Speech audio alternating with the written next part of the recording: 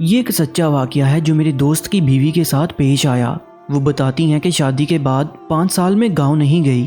اس کا راز انہوں نے بعد میں کھولا۔ بتاتی ہیں کہ میری بہن کی شادی تھی اور مجھے ضروری گاؤں جانا تھا۔ اس سے پہلے بھی کئی دفعہ گاؤں جانے کا ارادہ کیا لیکن پھر ملتوی کر دیتی کیونکہ میرا دل نہیں کرتا تھا، لیکن اب بہن کی وجہ سے جانا پڑا۔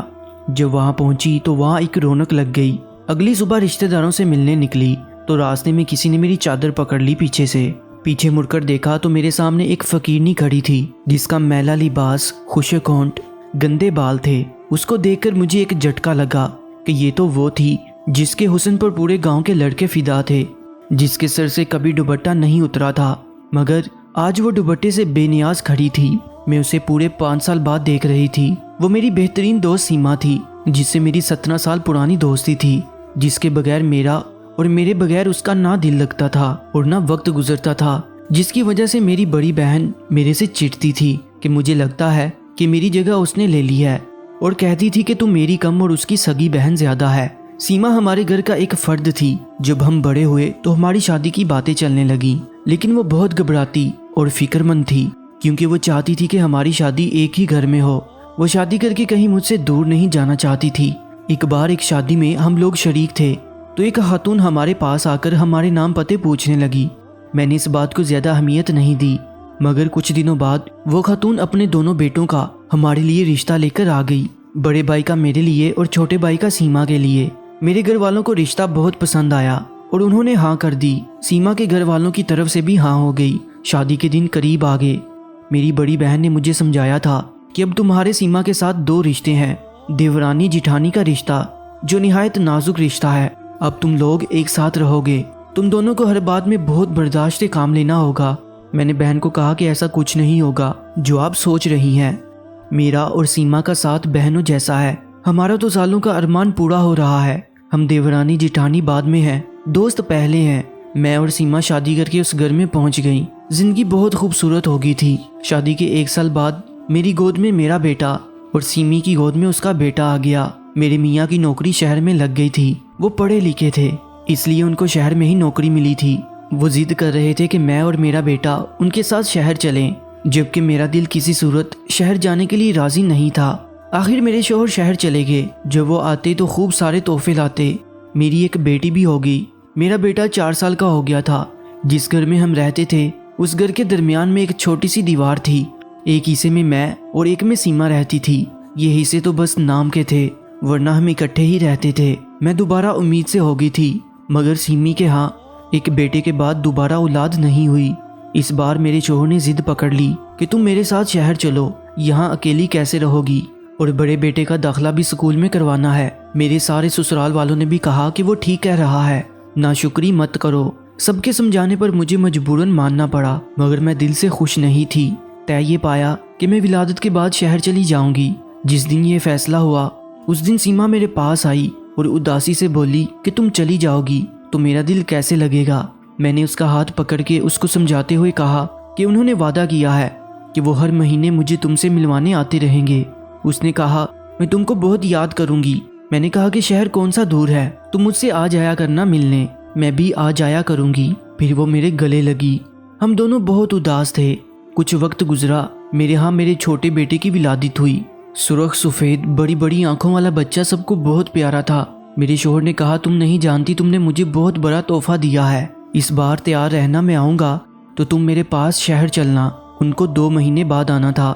شوہر کے چلے جانے کے بعد ہم سب اکٹھے بیٹھے شام کو چائے پی رہے تھے تو میرے دیور نے کہا کہ بھابی تم چلی جاؤ گی تو اداسی ہو جائے گی، گھر سونا ہو جائے گا۔ میں نے کہا تم بھی چلو نا۔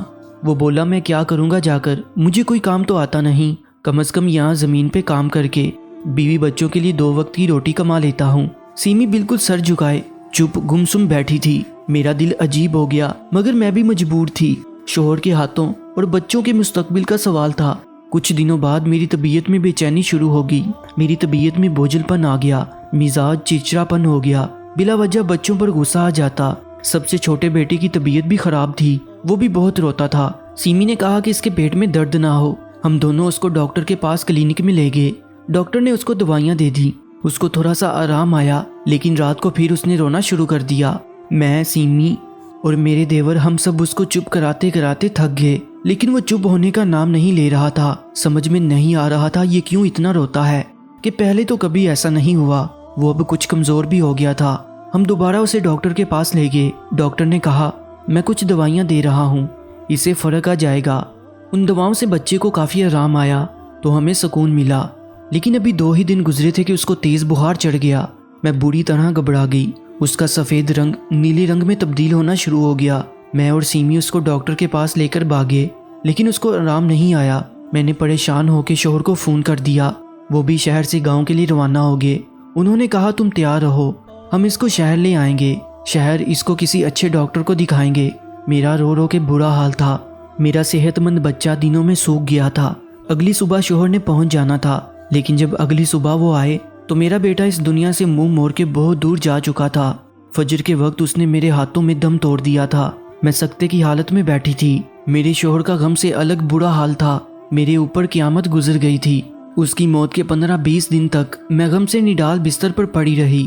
مجھے شوہر بچوں کا کوئی ہوش نہیں تھا۔ سب کچھ سیمی نے سنبھالا ہوا تھا۔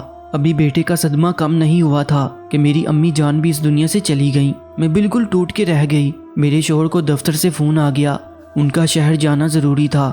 وہ واپس چلے گئے، جبکہ میری حالت بستر سے اٹھنے والی نہیں تھی۔ ابھی میں دونوں غم سے نڈال پڑی ہوئی تھی کہ میری بیٹی ماہین کو تیز بخار چڑھ گیا۔ اس کا بخار بڑھتا ہی جا رہا تھا۔ میں بدحواس ہو کر رہ گئی۔ میں اپنے ایک بیٹے کو کھو چکی تھی۔ اب مجھ میں مزید غم اٹھانے کی سخت نہیں تھی۔ سیمی میرے پاس بیٹھی مجھے حوصلہ دے رہی تھی، کہہ رہی تھی میں سب دیکھ رہی ہوں، تم پریشان نہ ہو، یہ بالکل ٹھیک ہو جائے گی۔ میں نے کہا میں تمہاری بہت احسان مند ہوں، جس طرح تم میرا اور میرے بچوں کا خیال رکھ رہی ہو۔ میں اتنی کمزور ہو چکی تھی، مجھ سے بولا بھی نہیں جا رہا تھا، مگر سیمی اور میرے بچوں کی دیکھ بھال کر رہی تھی۔ دن رات وہ ہمارے لیے باغ باغ کر کام کرتی تھی۔ رات وہ ہمارے پاس رہتی، مجھے زبردستی کھانا کھلا کر دوائی دے کر میرے بچوں کو سلا کر ہی جاتی تھی۔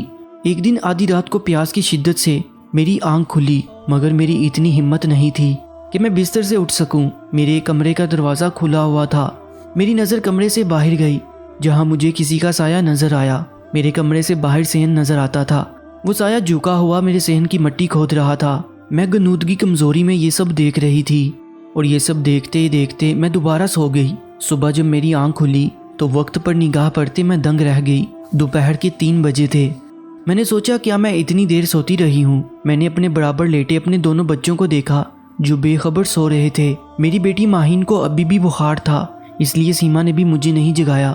میں اٹھنے کی کوشش کرنے لگی کہ اچانک قریب سے کسی کے رونے کی آواز پر میں گھبرا گئی۔